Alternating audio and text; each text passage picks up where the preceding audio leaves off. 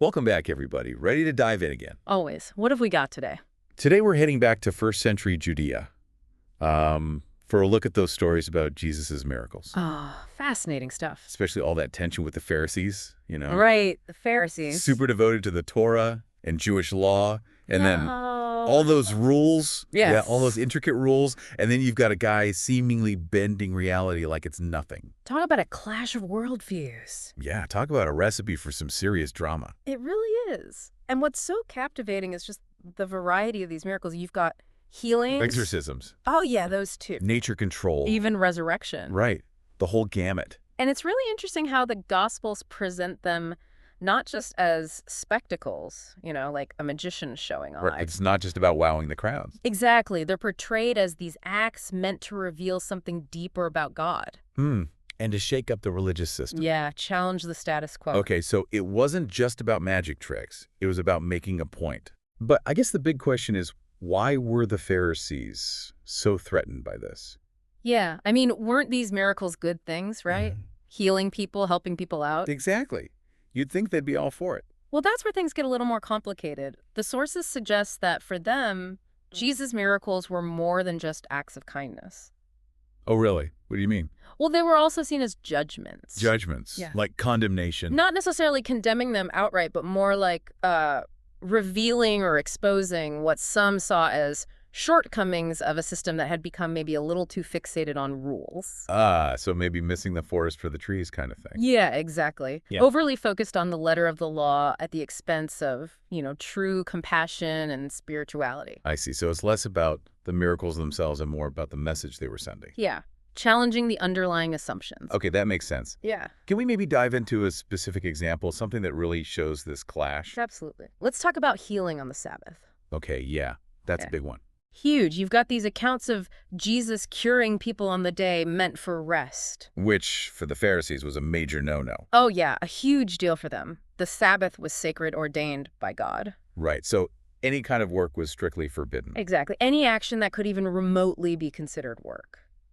Wow.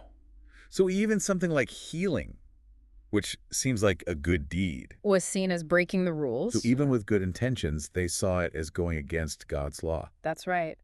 And the Gospels use these Sabbath healings to highlight this fundamental difference between how Jesus and the Pharisees viewed faith. Interesting. So for the Pharisees, it was all about the letter of the law, those strict regulations. Yeah, whereas Jesus seemed more focused on the spirit of the law. Compassion, love, that sort of thing. Exactly. It's a different way of approaching it. Okay, that makes sense. So it's not that the Pharisees were heartless or anything. Oh, no, not at all. Just that their worldview prioritized those rules above all else. Precisely. Even if it meant overlooking someone's suffering in the process. That's a tough one to reconcile, I guess. It is. And this tension, this difference in perspective comes up again and again. Let's look at the healing of the leper, for instance. Oh, right. Leprosy back then was A big deal, both physically and spiritually, highly contagious. and considered ritually defiling. So touching a leper meant you'd become impure yourself. Exactly. And you'd need to go through all sorts of elaborate purification rituals to be considered clean again. Wow. So when Jesus not only heals the leper, but actually touches him, Yeah, that's huge. It's a direct challenge to the Pharisees' whole system of purity. almost like he's saying your rules don't apply here.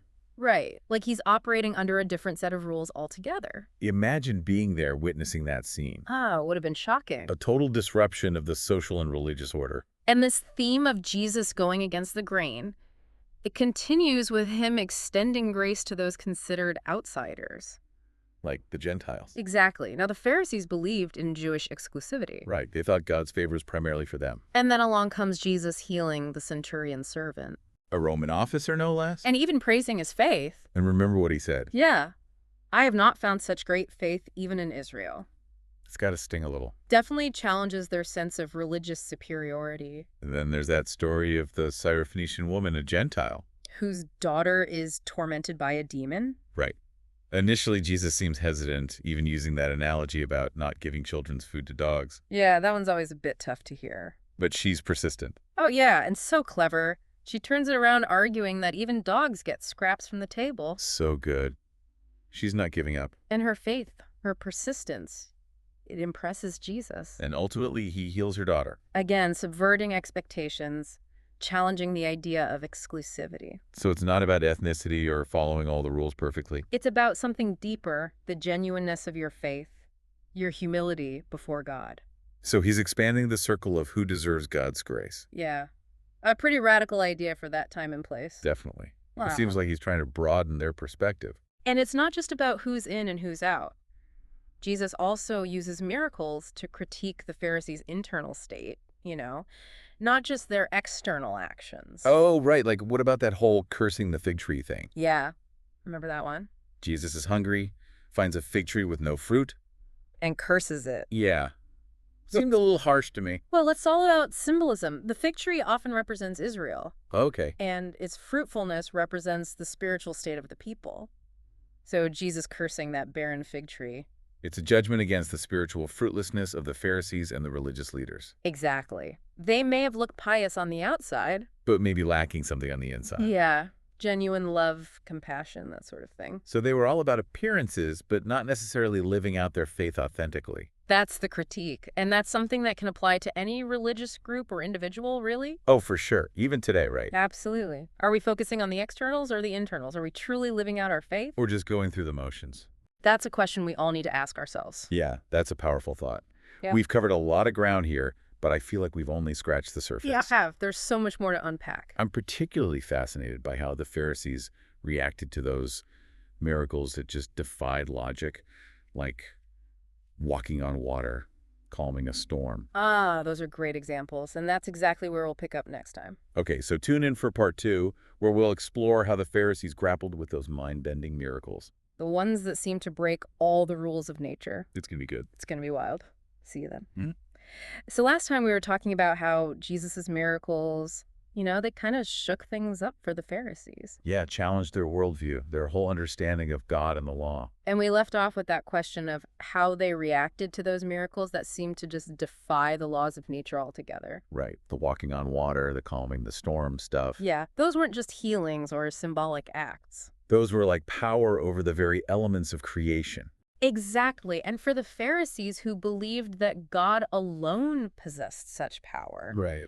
those nature miracles would have been deeply unsettling. I mean, Can you imagine? witnessing something like that, seeing someone seemingly control the very forces that govern the universe. Well, it would raise some serious questions about who that person really was. Right. Like, what is their relationship to God? And it seems like the Pharisees, they started to view Jesus not just as a radical rabbi, but as a real threat. Yeah, a threat to their authority and the whole established religious order. And they accused him of blasphemy, claiming to be equal to God. Which in their worldview was a huge offense. Right. It's like these nature miracles were a turning point in their relationship with Jesus. I think you're right. It's as if their perception of him shifted from annoyance to, genuine fear. Yeah, before they might have seen him as just someone pushing the boundaries. Yeah. But now he's potentially overturning the whole system. Exactly. Like he's become a real danger. Okay, so we've got these nature miracles challenging their understanding of God's power, but there are also those miracles that target their hypocrisy, right? Absolutely. Like that story about healing the man with dropsy on the Sabbath. Oh, yeah, good one. Jesus is at a Pharisee's house, sees this man suffering, and he knows they're watching him. Waiting for him to slip up and break the Sabbath rules. And he uses it as a teaching moment. He asks them, is it lawful to do good or to do harm on the Sabbath, to save a life or to kill? And their silence, it speaks volumes. Yeah, they're totally trapped by their own logic. So focused on the letter of the law that they've lost sight of its true purpose. Does it promote love, justice, and mercy? Exactly. Their priorities are completely skewed. More concerned with maintaining control than with actually helping someone in need. It's like their rigid legalism blinds them to the deeper spiritual realities that Jesus is trying to reveal. Yeah, they can't see past the rules to recognize the compassion and the grace. It's all about control for them. And speaking of hypocrisy, there's that story about the woman caught in adultery. Oh, yeah, that's a classic. The Pharisees bring her to Jesus, having caught her in the act, And demand that he condemn her according to the law. which meant stoning. It's a trap to see if he'll uphold the law or show mercy. And he does neither at first right. Right. Instead of passing judgment, Jesus just bends down and starts writing in the sand. Such a powerful moment. Yeah. What do you think he was writing? We'll never know. But it's brilliant. He shifts the focus, forces them to confront their own hypocrisy. With that line, let him who is without sin among you be the first to throw a stone at her. And one by one, they all walk away. Busted. Convicted by their own consciences. It's such a powerful indictment of self-righteousness. They're so quick to judge others, but unwilling to examine their own shortcomings. And then Jesus' response. He doesn't condemn her. He offers her forgiveness, a chance to start over. Such a beautiful example of grace and compassion. It really highlights the difference between his approach and the Pharisees' rigid legalism.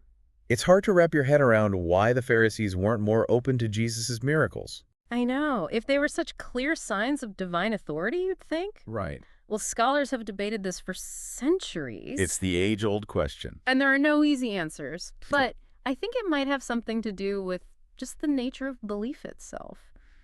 You know, sometimes when our deeply held convictions are challenged, We get defensive. even hostile, we dig in our heels. Yeah, think about it. Yeah. The Pharisees had built their whole lives, their entire understanding of the world around their interpretation of the law. So for someone to come along and seemingly overturn those interpretations, It's like shaking the very foundation of their existence. and it's a reminder that even the most well-intentioned people can become so attached to their own ideas, Yeah. their own way of seeing things, that they become resistant to anything that challenges those beliefs. So it's a lesson for all of us, right? Definitely. To be open to new ideas, to question our own assumptions, To recognize that our way might not be the only way. or even the right way. And that's especially important when it comes to matters of faith, you know? Where certainty can sometimes be more about control than about genuine understanding. Okay, so we've talked about miracles that challenge their understanding of God's power and miracles that expose their hypocrisy. But what about those miracles that seem more about providing for people's needs? Like that miraculous catch of fish. Oh yeah, that one happens twice in the Gospels. And it seems like it's got a deeper meaning than just providing food. Right. It's more than just a demonstration of abundance. In both stories, the disciples have been fishing all night and haven't caught anything. And then Jesus comes along and tells them to cast their nets again. And boom, massive catch. I love that detail about them fishing all night. It emphasizes their frustration, you know, their sense of futility, and then Jesus shows up and it's like abundance out of nowhere. Yeah. Like, why didn't we think of that? And I think it speaks to that idea of surrendering to God's guidance even when it doesn't make sense from a human perspective. So trusting in something beyond our own understanding. Even when it seems illogical or impossible. So it's not about figuring everything out or having all the answers, It's about having faith that God will provide even when we don't see how. which I imagine would be particularly challenging for the Pharisees. Oh, absolutely. They prided themselves on their knowledge of the law, their ability to reason things out. This miracle is a reminder that sometimes you just have to let go. Yeah, let go of control and trust that God is working in ways you might not fully comprehend. There's also that story about the coin in the fish's mouth. Oh, yeah, that's a weird one. Definitely peculiar. Jesus and his disciples are asked to pay the temple tax. Peter doesn't have any money. So Jesus tells him to go fishing. And take the coin from the mouth of the first fish he catches. It's like, what? Talk about a specific instruction. But like all of Jesus's miracles, it's open to interpretation. But for me, it speaks to that idea that God can provide for our needs in ways that are both miraculous and ordinary. So it's not always about grand displays of power. Sometimes it's about the little things. The everyday miracles we often overlook, like finding a parking spot right when you need one. Or having just enough money to cover an unexpected expense. Exactly. And I think this miracle also challenges the Pharisees' focus on the temple as the sole source of religious authority Interesting. by providing the temple tax money in this unexpected way. It's like he's saying God's presence isn't confined to a building or a set of rituals. It can be found anywhere, even in the mouth of a fish. So God's power is all around you, even in the most mundane aspects of life. And that's a radical message, especially in a culture so focused on religious institutions and hierarchies. Yeah, it's a reminder that we don't need intermediaries to connect with the divine. God's grace is available to everyone, everywhere, all the time. Wow, that's powerful stuff. But before we get too philosophical, Right? we've got one more part to this deep dive. We do. And I'm really curious to explore that ultimate question. What was it about Jesus's miracles that led to his crucifixion? That's the big one.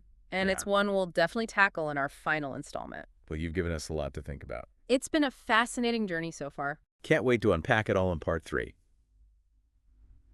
Okay, so we're back for the final part of our deep dive into Jesus's miracles. And how those miracles clashed with the Pharisees. Yeah, their worldview, their understanding of God, their whole way of life, really. And we've seen how those miracles challenge their authority, expose their hypocrisy. Even offered glimpses of a different way of relating to God. But now we're at the heart of it all. The question that hangs over this entire story. Right. What was it about those miracles that ultimately led to his crucifixion?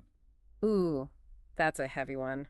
It's a complex question and there's no simple answer. Right. It wasn't like one miracle was the tipping point. Exactly. It was the cumulative effect of his entire ministry, his words, his actions, his very presence. So it wasn't just the miracles themselves, but the message behind them. Yeah, the way they challenged the established order. And remember, this wasn't just a religious debate. Right. There were political implications, too. Absolutely. The Pharisees weren't just concerned with theological purity, they were also concerned with maintaining their power and influence within the Roman Empire. So Jesus' miracles weren't just a threat to their religious authority, but also to their political stability. Exactly. And when you combine that with the fact that his message was attracting huge crowds. Inspiring hope among the marginalized. Yeah. It's easy to see why those in power felt threatened. Like he was creating a movement, a groundswell of support that challenged the status quo. And those in power, they rarely respond well to that kind of challenge. Right. They saw him as dangerous, a radical, Yeah. someone who needed to be silenced. And there's another miracle that sheds some light on this, the cleansing of the temple. Oh, yeah. That's a powerful one. Jesus walks into the temple, sees the money changers, the merchants. And flips over their tables. Righteous fury. It's a powerful image of Jesus confronting the corruption, the hypocrisy he saw within the religious system. The temple was supposed to be a place of prayer, a house of God. But it had become a marketplace, a symbol of greed. Exploitation. And this act of defiance, this challenge to the temple authorities, it would have been seen as a direct attack on the Pharisees' power base. So it wasn't just that he performed miracles, it's that he performed miracles that threatened the systems that benefited them. Exactly. He was a threat to their worldview, their authority, their way of life, and they couldn't tolerate that. It's a tragic story, but one that resonates even today. Oh, absolutely. We still see those in power using religion to justify oppression, to silence dissent. Makes you wonder what miracles Jesus would perform if he were alive today. Right. What systems would he challenge? Where would he flip the tables? It's a powerful thought. As we wrap up this deep dive, I think the challenge for all of us is to look around and ask ourselves, where do we see the need for miracles in our own world? Right. And what role are we playing in either creating those miracles or perpetuating the systems that need to be challenged? It's a call to action, an invitation to see the world through the lens of compassion and justice. And to have the courage to act even when it's difficult, even when it's dangerous.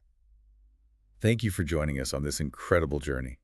We hope this deep dive has given you a new perspective on the power of miracles, the complexity of faith. And the enduring legacy of Jesus' message. It's been a privilege exploring these stories with you. Until next time.